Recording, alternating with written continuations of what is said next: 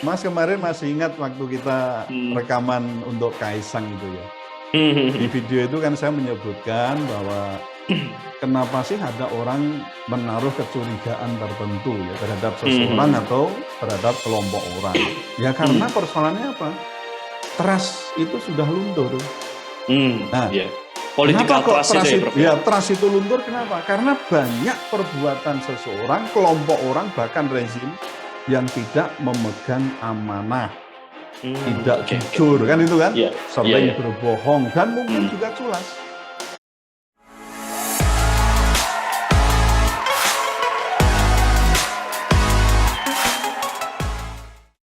Assalamualaikum warahmatullahi wabarakatuh, Puan dan Tuan, balik lagi di segmen Tanya Profesor di satu-satunya channel yang radikal ya, ramah, terdidik dan berakal. Channelnya Prof Sutek ini sudah ada beliau. Assalamualaikum Prof. Waalaikumsalam warahmatullahi wabarakatuh. Oke, sudah divaksin Prof? Oh sudah, 2 kali full. Nah karena ini akan membahas vaksin ya. Kita akan mengulas satu isu viral ya. Kali ini soal warga yang bersitegang dengan polisi karena menolak vaksin. Kemudian polisi dengan bernada ancaman ya, kemudian melayangkan ucapan-ucapan yang katanya jika tidak vaksin, pelayanan-pelayanan pengurusan dokumen itu tidak akan dilayani. Kalau KTP hilang nggak akan dilayani, kata di video itu kan seperti itu. Nah sebelumnya juga viral nih Prof, masih tentang vaksin. Nah ini ada pria di Sulawesi Selatan, ini uniknya itu ngaku joki dan dia divaksin 16 kali. 16 kali, bukan main. Itu dan dia dibayar 18.000, kalau saya baru 2 kali. Ini memang seru persoalan vaksin ini dan saya ingin bertanya Prof, ini awalannya. Jadi apakah boleh gitu memaksa orang ya untuk kemudian divaksin, bahkan sampai kalau dilihat di video pertama yang viral tadi itu ada ancaman-ancaman katanya tidak dilayani oleh negara jika mengurus dokumen. Ini bagaimana kemudian regulasi dan bagaimana cara kita memandang persoalan ini sehingga benar-benar baiklah gitu secara pandangan. Monggo Bro. Baik, saya akan sedikit untuk berteori dulu ya Mas ya. Jadi boleh silakan. Memang ini harus ada landasan supaya nanti tidak terjadi simpang siur gitu ya. Jadi ada satu buku yang berjudul Why People Obey the Law yang ditulis oleh Tom R. Tiller itu di tahun 1991. Itu memuat ulasan yang sangat bagus tentang kepatuhan hukum ya oleh rakyat ini. Nah, oleh Taylor ini dikatakan begini, jadi ada 2 faktor yang memengaruhi bagaimana rakyat itu patuh pada hukum. Nah, yang pertama disebut dengan instrumental perspektif, lalu yang kedua adalah normatif perspektif. Nah, di instrumental perspektif ini kepatuhan hukum itu disebabkan justru oleh adanya pengutamaan sanksi sebagai apa? Hukuman atas ketidakpatuhan. Nah, di sini terjadi disobedience. Nah, jadi rakyat itu patuh pada hukum karena apa? Karena takut hukuman. Itu yang pertama. Kemudian yang kedua tadi disebut dengan normatif perspektif. Nah, di normatif perspektif ini kepatuhan hukum itu justru disebabkan oleh karena pengutamaan kesadaran. Atau kita sebut dengan namanya kesadaran itu atas nama hukum ya. Jadi disebut dengan legitimasi. Jadi legitimate. Dalam arti apa? Rakyat itu mematuhi hukum karena apa? Adanya kesadaran bahwa aturan itu sebenarnya juga dibuat oleh mereka dan untuk mereka, kan itu kan. Meskipun itu kan kita tahu kalau di negara demokrasi ya melalui wakil-wakil rakyat kita di kelembagaan negara. Tapi itu sebenarnya yang bikin kita, nah gitu loh. Kalau yang bikin kita, berarti apa?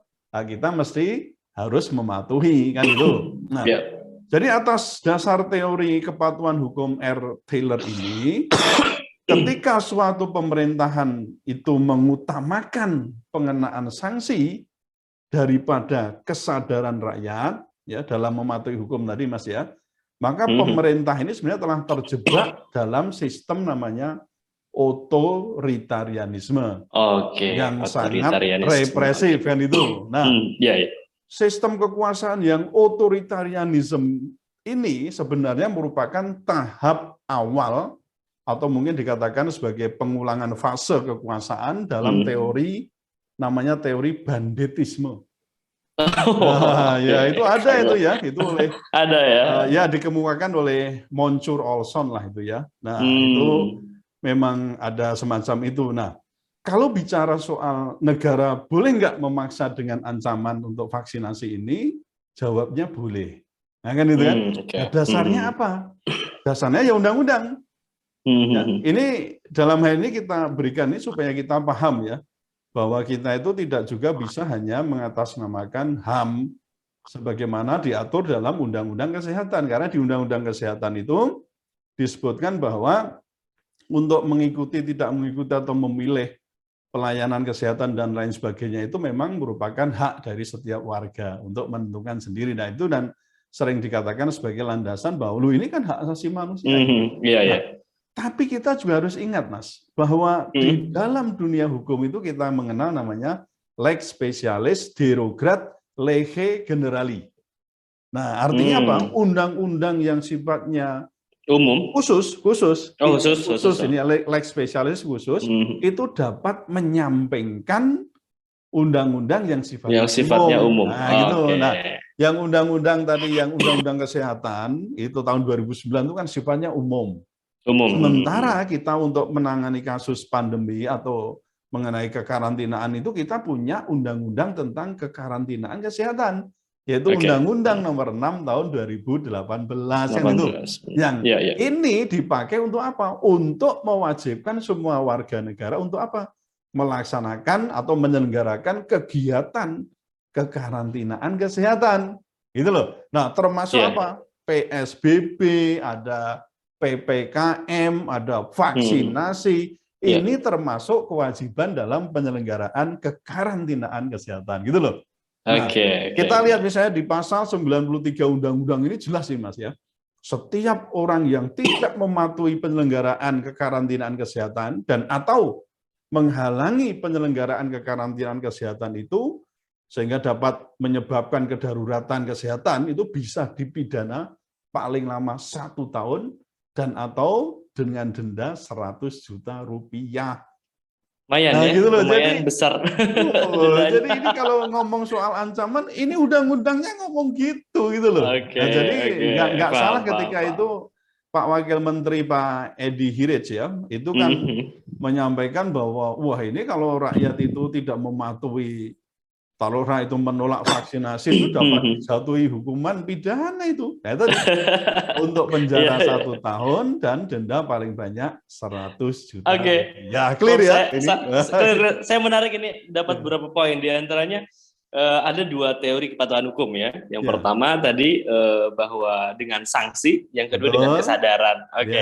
Tapi masalahnya sanksi ini kan akan terjebak nantinya pada otoritarianisme.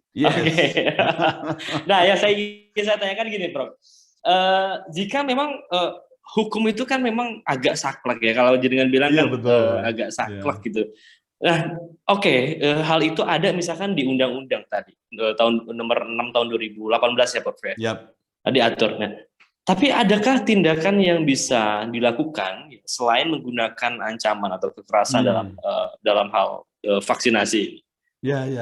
Jadi gini Mas, ini sangat menarik ini. Jadi Organisasi Kesehatan Dunia ya kita sebut dengan WHO itu kan pernah menyatakan bahwa membujuk orang tentang manfaat vaksin COVID-19 itu akan jauh lebih efektif daripada mencoba membuat vaksinasi sebagai sebuah kewajiban.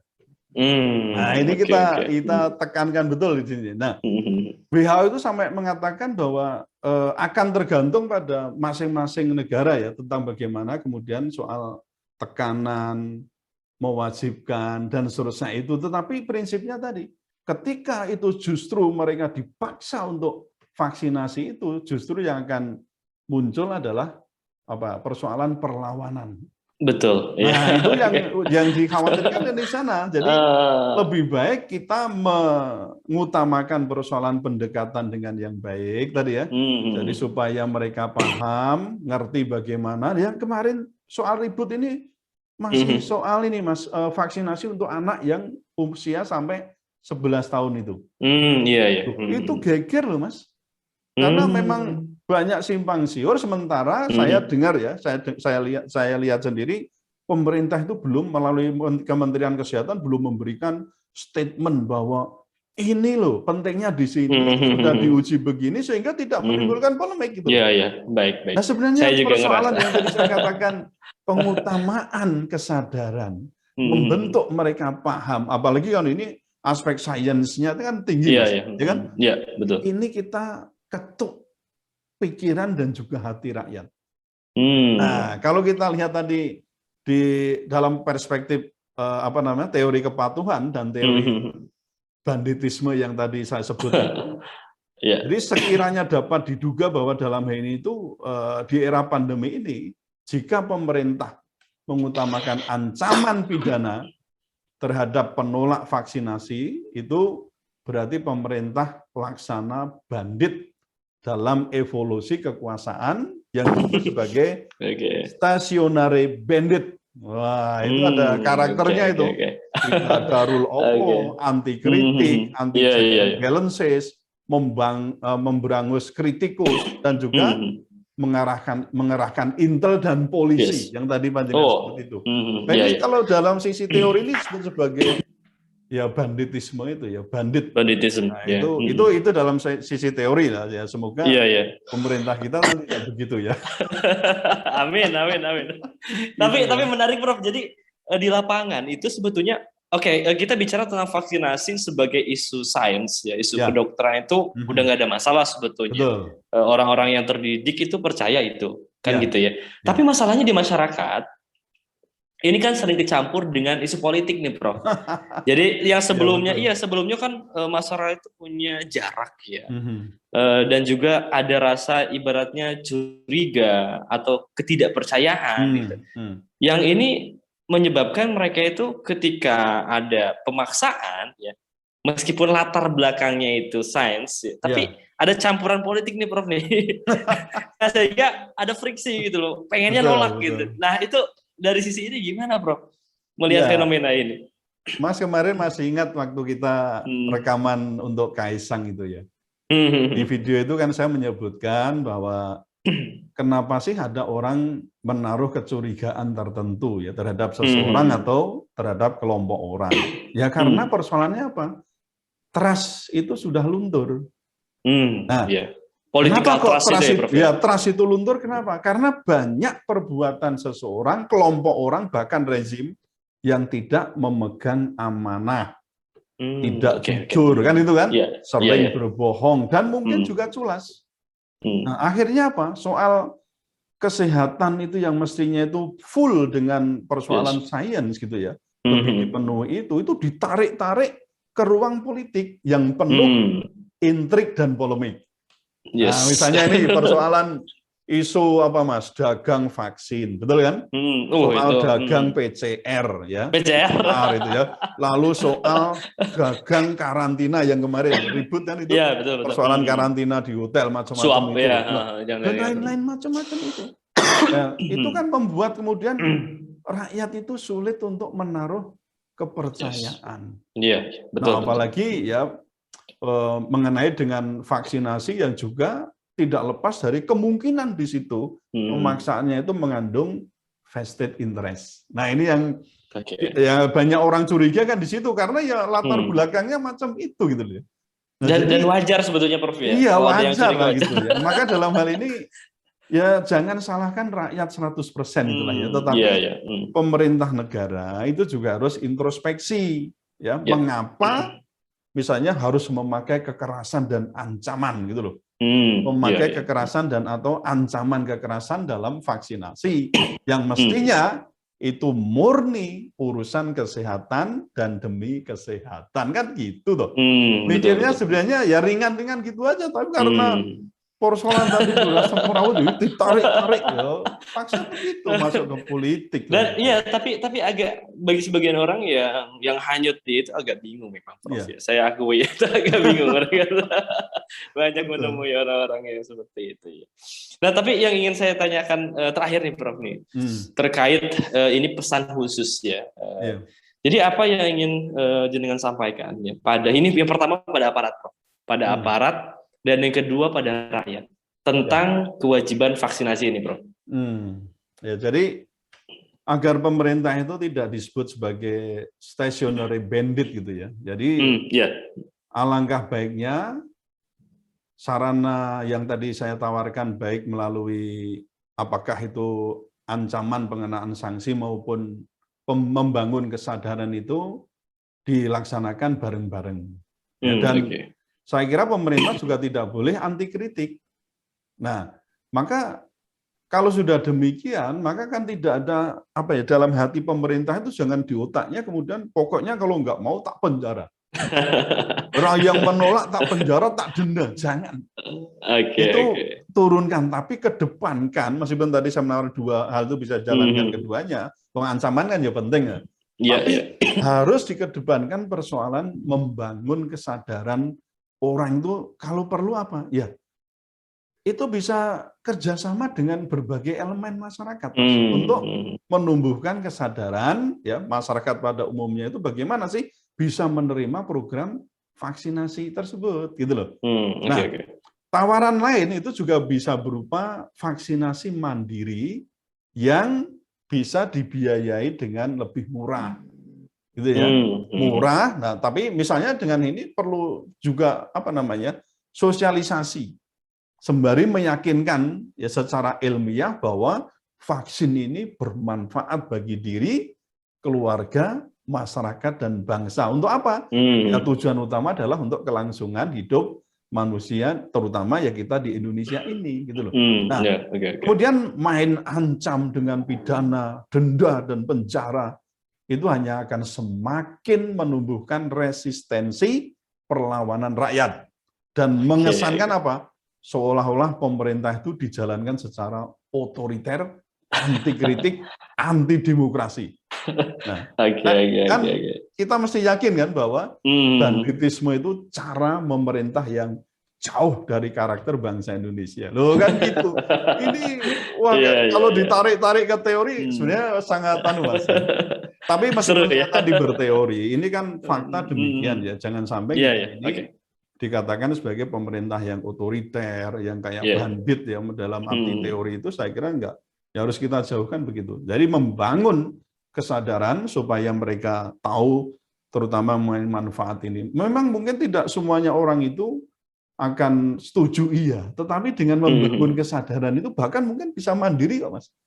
Gitu loh. Oh ya aku butuh ya. Nah kan banyak itu kita yang imunisasi, vaksinasi yang malah kita bayar toh. Tapi ya jangan mahal-mahal gitu loh. Kalau nggak sekarang mungkin nantilah ya, jangan lalu secara masif, secara meluas kemudian secara intimidatif melakukan pemaksaan itu. Saya kira bukan karakter pemerintah Indonesia yang berpancasila itu. Oke, siap. Kan gitu kan. Oke, baik. Yang untuk rakyat, Prof? Gimana?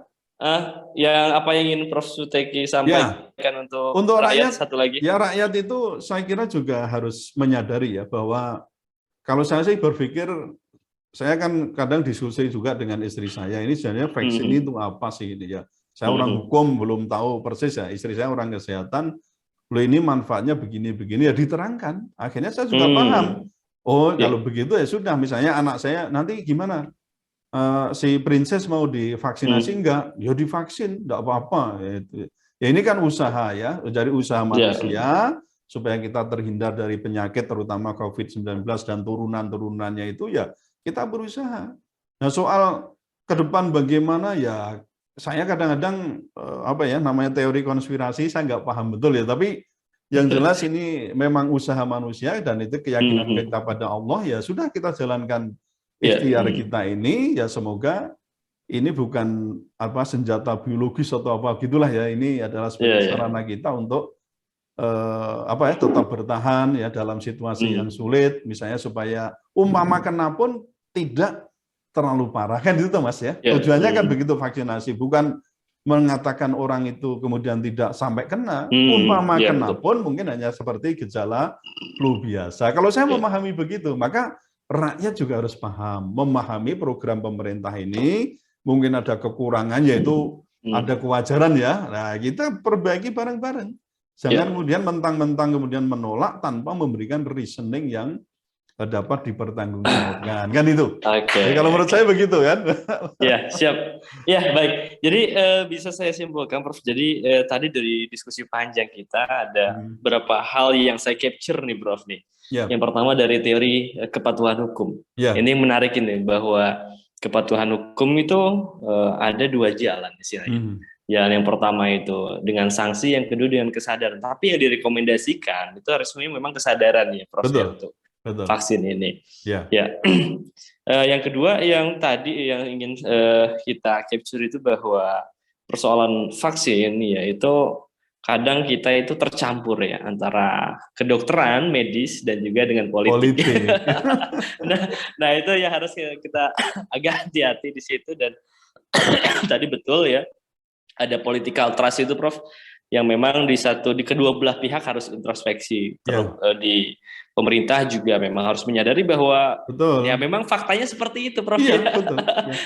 Ada bisnis-bisnis, ada yang lain itu fakta. Nah, di sisi lain ya untuk rakyat agar bisa lebih jernih ya dalam membagi ya mana domain politik dan mana domain kesehatan. Mungkin seperti itu, Prof ya. Betul. Oke, baik. Jadi usai sudah pembahasan kita tentang vaksin ini, jadi berita viral tentang vaksin itu, jadi duduk soalnya seperti itu ya, Puan dan Tuan semua yang sudah menonton sampai akhir diskusi pada sesi kali ini. Mudah-mudahan kita tetap sehat semuanya, ya, tetap terhindar dari bahaya COVID-19 yang juga masih ada ya. Dan kita mudah-mudahan ke depan bisa lebih normal kembali, Prof, dalam menjalani keseharian kita. Oke, Prof, itu terima kasih atas waktunya. Jangan lupa juga untuk Puan dan Tuan agar nonton videonya juga sampai selesai, kemudian di like, di share, di komen, dan juga di subscribe ya channel Prof Suteki ini, agar kita mendapatkan banyak manfaat dari pandangan-pandangan terkait dengan isu viral yang kadang kita itu buta dalam melihat isu viral itu. Oke, Prof, terima kasih ya. Salam radikal ya, ramah terdidik dan berakal. Dan terima kasih seperti biasa. Assalamualaikum warahmatullahi wabarakatuh. Waalaikumsalam warahmatullahi wabarakatuh.